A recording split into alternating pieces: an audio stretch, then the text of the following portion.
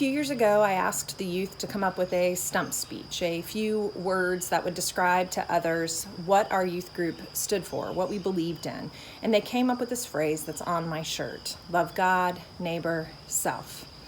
And so you'll see this phrase sometimes in a hashtag after I post a picture of what the youth are doing, or you'll see this on many of our youth t-shirts.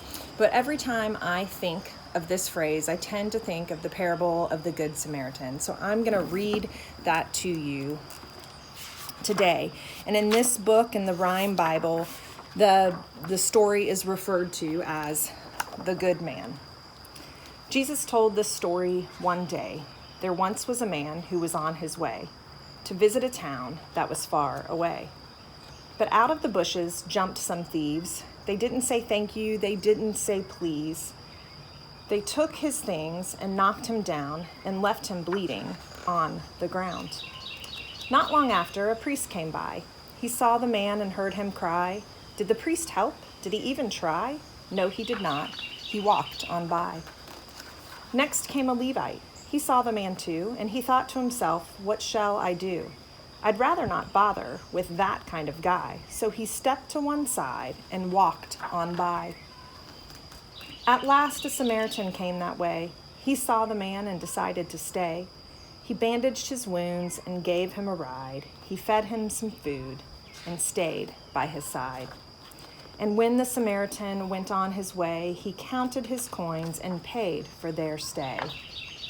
Then Jesus asked, who did the good deed? Now go do the same for someone in need. Jesus told that parable in response to a question. The question was, who is my neighbor? So you see that sometimes our neighbor is not the person that lives next door or in our same house, or the person who lives across the street.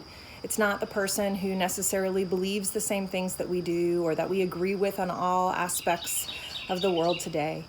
But our neighbor is anyone. It's anyone we come across. And we should be loving our neighbor as ourselves.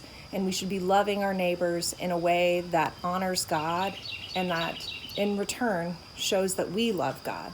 So every time we do an action that speaks love, an action of love to our neighbor, we are in turn loving God. And this is your challenge today, to find a way to love a person who doesn't live next door to you. It could be the person next door to you, but try to find a way to love someone that maybe you don't get along with very well. Someone who challenges you, someone who you've never met before. Find a way to love them, and in turn, you'll be loving God.